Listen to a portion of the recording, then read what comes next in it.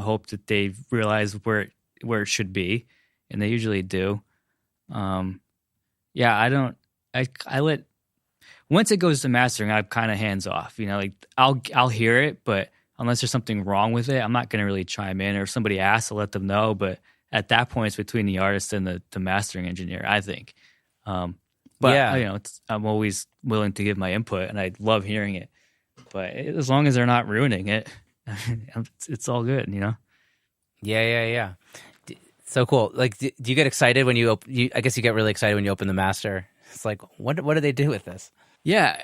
Well, I also, once it leaves, I don't listen to it until I get it back from mastering. So then sometimes it's been a week or at least a couple of days of not hearing it, and I've been doing other things. And I listen to it back, and it's like, all right, cool, that one, yeah, that was good. Or, oh, it worked. Yeah, or I don't know if I like that anymore, Because sometimes you send them a mix and they're not releasing it for a while, or for whatever reason they're not getting it mastered right away, and it might be like a month before you hear it again, and then it's like, oh man, I probably wouldn't have done that if I did that today, but it still worked for that song. Because you evolve and you learn I try so much, to, even over a month. It's, Do what's your? I guess that could be a cool question. Is what are your resources that you go to learn more, to get better, or any practices, tried and true techniques? I mean, I don't know. I do try to, on every mix, do something a little different. I try to experiment, but also they're expecting it to come back a certain way based on what my mixes sound like. So I can't go too far off the wall with that. I have to kind of keep everything in line, but that's where I try to experiment with something new, or I'll use new plugins. There's usually a couple tracks where I'm just trying something completely different.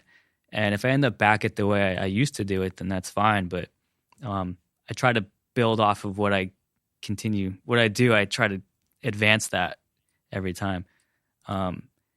And again, so it's mostly about the practice of just doing it. Just trying it. I mean, I listen to a lot of music, but probably not as much as one would assume, mostly because if you listen to a song for 10 hours, the last thing you want to do is get in the car and listen to music on the way home. Right. That's where the podcast come in. And for yeah. So yeah, it's just whatever I've internalized over the years of doing it and how I like hearing songs. That's what comes out, and that's what I build off of. Yeah. Sometimes we have days where we're more inspired, and there are days where we're less inspired. Do you do anything to kind of stay like creatively, fit? Like you just want to like, let's do this, let's get to work. Like how do you get over like those hump days? I'm pretty big into photography. So even my days off, I'm usually out taking pictures somewhere, just trying to get that visual inspiration, because that's what I translate into music. And then with this quarantine over the summer, I got back into analog photography and developing my own film. So that's been like its own learning process, and it takes a lot of it makes music seem easy when you get back to it. And it's good. It's a good change of pace, and it's creative, and it helps me with the slow days and days where I'm not, I don't know, there's days where I'm not creative and I just don't feel creative. I don't feel like being creative. And I've just gotten used to like, well, that's all right, because 2 days from now I'll be ready to go. It's usually just means I need to recharge and kind of stop for a little bit. But you can't force it. I mean, if you don't feel like working, you're not gonna be able to work. I don't think. I've never been able to force myself to do that. Yeah, I know. Mixing is you got to be in the right mindset. Yeah, for sure. Like. Yeah, for me, like it's also about like what time of day am I doing it? You know what I mean? If I could get in the morning. Again, like I'm in like a month into lockdown, so this is like irrelevant at this point in my life. But like in general, like when it's not pandemic life, like if I get in the morning at the right hour, that's where I can do my best work. Yeah, like, I used to mix at night because I was working with a production team, and so we'd have writing sessions during the day, or recording sessions, and then I'd have a record to mix, and so I'd go home, eat dinner, go back to the studio and work till 4 o'clock in the morning mixing. Oh my god! So that became like 11 p.m. to 4 a.m. was like my slot for mixing, and I just got so used to that. I was like never able to get up in the morning and go mix, but in recent years I've been able to do that. But it's not morning. I mean, I get to the studio around noon and start working, so it's like all right. That's the difference between guys with toddlers and guys that don't have toddlers. Yeah. For now, yeah. I guess I'll do it while I can. So yeah, I mean, Yeah. noon is a good start for me. I think I'm awake. Nice. Yeah. I want to go a little bit left field and go back to the beginning of your career when you kind of had a job in A&R. Is there anything that you learned during that time period that you've like been able to apply later on as like a freelance mixing engineer? I don't know. I mean, my job in the A&R department was just moving the actual masters around. So like when they were done in the studio, I'd have to get it from the producer and get the files sent over to whoever's mixing, and then get the mixes sent over to mastering and whatever the timeline was, and then get everything archived. And having conversations with these producers that didn't want to send their tracks, or they were just being difficult for whatever reason. It's like, look, the tracks, we're not releasing the tracks. It's going in the archive, and we just need to get all these assets so we can pay you. So like, just send me the files, and I'll say that we got them, and they'll cut you your check. You're holding it up for yourself at this point. And I'm just the guy up here in the office I got a closet full of tapes. I don't know what to tell you. They're not going to cut your check till you send me yours. So I guess just realizing that part of the game is like, these guys are just protective over their sounds, and I don't know. If you're dealing with a label like this, they're probably gonna do the right thing. You'd like to assume that. I mean, yeah, just give them what they need so you can get paid. Like, why would you?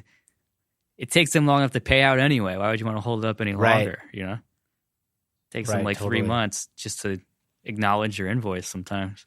So I guess don't be too precious. Don't be too precious, and just I mean, realize that it is a service that you're providing, and whatever.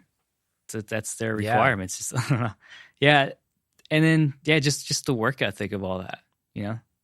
Knowing not to be stubborn, and seeing like mixed revisions, and like not to take it personally. Like, it's not personal, and I don't.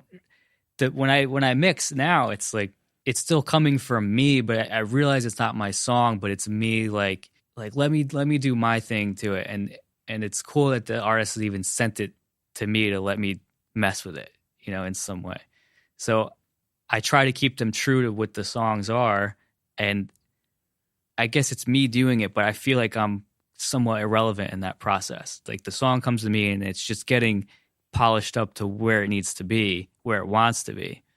And it's not, it's not my art that I've created, although it is an art form. Like, I would definitely always say that mixing is an art form. It's not so much my art. And the proof of that is when nobody's making music and sitting home quarantined, like, there's no work for me to do. I can't just mix a song out of thin air. Like, somebody has to create that song. So that's way more precious of the part of the process. Yeah. Well, you might have just answered my next question, but if you have something else to add to that, you're welcome to. So this is a question I've asked everybody on the show is, looking back on, maybe towards the beginning of your career, was there something that you maybe did or maybe didn't do that you would want to impart on somebody's maybe more at the beginning of their journey of like, this is an important thing that I did and somehow I got it right, or this is something that I completely missed the ball on, but maybe if I had done that, like, I would have found success faster. What would be that, one thing that you would want to impart on somebody? One. Well, I think for me, like, I got hired because I knew how to align the tape machines that were sitting in the closet that nobody even wanted to mess with. So I guess just having the knowledge and wanting to dive in on whatever project you can undertake. I mean, it's different now because there's not really big studios hiring guys. You're not really learning in a studio environment.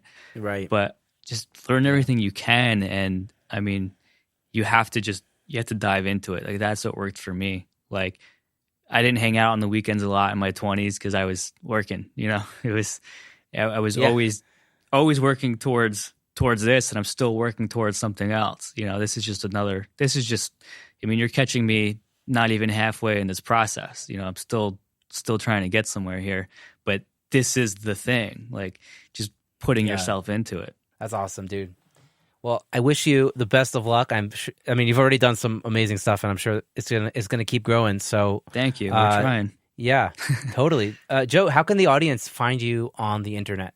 I'm on Instagram at Mixed by Joe, and my website, joecostable.com. And it's pretty much where I'm at. All right. Well, that sounds like plenty of information. Joe, what a pleasure to have you on the show and get to schmooze with you and get to meet you. Really, really enjoyed this conversation, and I hope to stay in touch. And man, take sure. care. All right. Thanks for having me. Yeah, for sure. Stay safe out there. All right. You too.